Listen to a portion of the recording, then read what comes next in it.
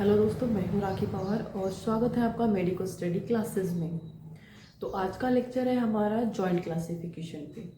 Joint classification की first class हमने complete कर चुके हैं। तो फर्स्ट क्लास में हमने फाइब्रस जॉइंट क्लासिफिकेशन का फाइब्रस वाला पार्ट हमने पढ़ा था। क्या जॉइंट क्लासिफिकेशन में क्या है, ये 3 पार्ट में डिवाइड है। इसमें फाइब्रस जॉइंट होते हैं, कार्टिलेजिनस जॉइंट होते हैं और साइनोवियल जॉइंट होते हैं।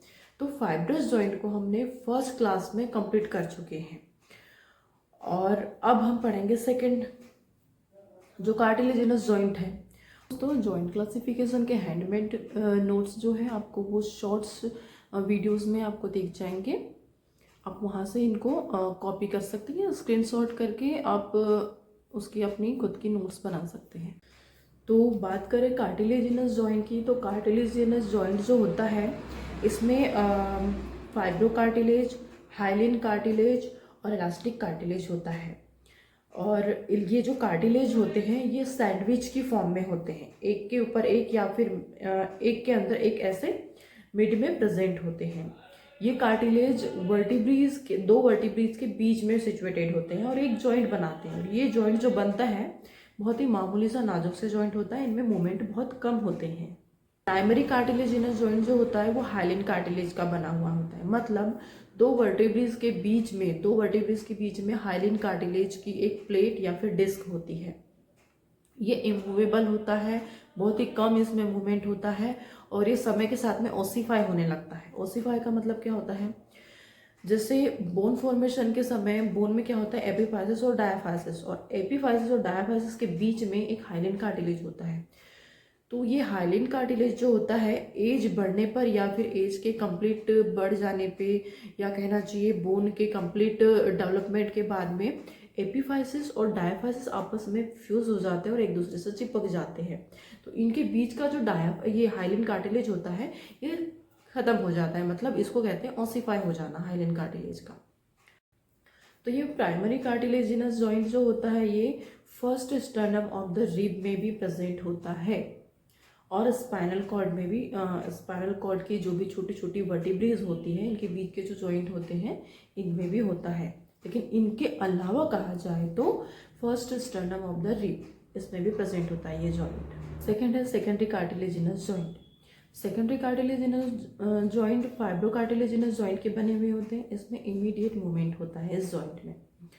और ये जॉइंट जो होते हैं एक सैंडविच की फॉर्म में होते हैं। सैंडविच की फॉर्म में कहा जाए तो एक सबसे पहले ऊपर में वर्टिब्री आ गई, वर्टिब्री के बाद में हाइलिन कार्टिलेज आ गया, हाइलिन कार्टिलेज के अंदर ये फाइब्रो कार्टिलेज आ गया, फिर फाइब्रो कार्टिलेज के नीचे आ गया इलास्टिक कार्टिलेज, इलास्टिक कार्टिलेज के नीचे यहाँ पे फिर एक वर्टिब्री आ गई। तो ये एक सैंडविच फॉर्म बन जाता है, इसलिए इसको सैंडविच की फॉर्म में प्रेजेंट होती है ऐसा कहा जाता है।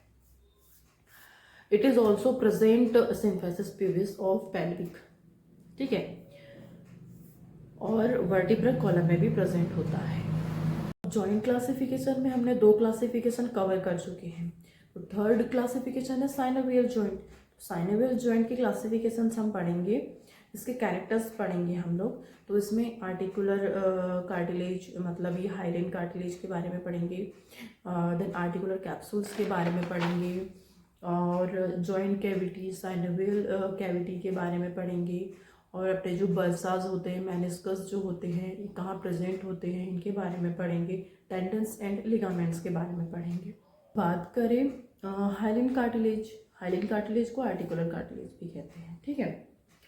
तो हाइलिन कार्टिलेज जो होता है और जो हमारी एक जॉइंट ले लें हम एग्जाम्पल के लिए, तो एक जॉइंट में जो 2 बोन आती हैं, इस बोन के एंडिंग पार्ट में प्रेजेंट होता है हाइलिन कार्टिलेज। इसकी अपीयरेंस कैसी होती है, ग्लास जैसी होती है। ये स्मूथ होता है, इसमें ये फ्रिक्शन करवाता है और एब्डक्शन करवाता है और शॉक प्रिवेंशन करता है, ठीक है। ये एक बहुत ही मजबूत, बहुत ही ज़्यादा मजबूत कार्टिलेज है, स्मूथ है और इसमें वेट बियरिंग कैपेसिटी बहुत स्ट्रॉन्ग होती है।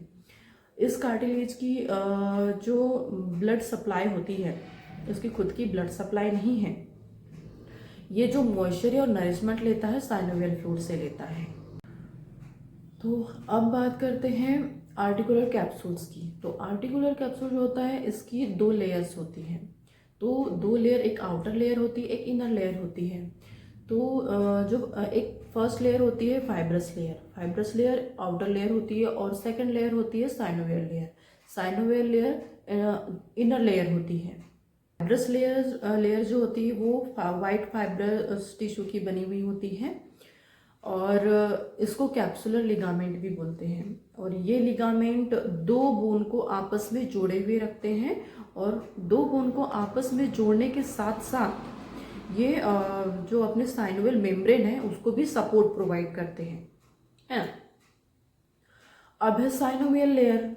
जो inner layer serous connective tissue की बनी हुई होती है, जिसमें साइनोवियल फ्लूइड कलेक्ट होता है और इसका एब्जॉर्प्शन भी होता है और इसका सिक्रेशन भी यहीं पर होता है। थर्ड पॉइंट है जॉइंट कैविटी। तो जॉइंट कैविटी को हम साइनोवियल कैविटी भी कहते हैं, और इसमें साइनोवियल फ्लूइड भरा हुआ होता है जो 2 बोन के बीच में होता है।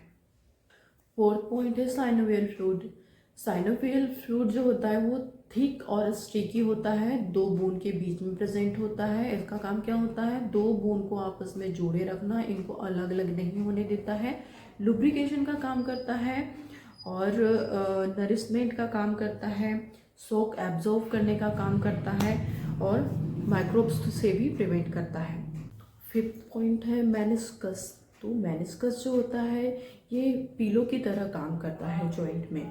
ये फैट पैड के बने हुए होते हैं, फाइब्रोकार्टिलेज के होते हैं, और ये जॉइंट को क्या कराते हैं? सपोर्ट प्रोवाइड करवाते हैं, स्टेबिलिटी प्रोवाइड कराते हैं। देन सिक्स्थ पॉइंट है बर्सा क्या होते हैं? ये एक शेक लाइक स्ट्रक्चर होता है, और ये बोन और टेंडन के बीच में होता है। बोन और टेंडन के बीच में ये क्या काम करता है? फ्रिक्शन को रोकने का काम करता है, प्रिवेंशन ऑफ फ्रिक्शन। ठीक है, इतना समझ में आया। 7th एंड 8th पॉइंट है टेंडन एंड लिगामेंट। तो टेंडन एंड लिगामेंट का क्या काम होता है? ये बोन को बोन से आपस में जोड़ने के लिए टेंडन और लिगामेंट होते हैं, जो दो बोन को आपस में कस के जोड़े हुए होते हैं। तो दोस्तों, अगर आपको मेरा लेक्चर अच्छा लगा तो please like, share and subscribe कर दे फॉर मोर अपडेट्स। आपको ऐसे ही नई नई क्लासेस मिलते रहेंगी, और यूट्यूब शॉर्ट्स पर आपको मेरे नोट्स भी, हैंडमेड नोट्स भी मिलते रहेंगे। आप शॉर्ट्स में जाकर स्क्रीनशॉट लेकर आप अपनी खुद की नोट्स बना सकते हैं। Thank you for watching.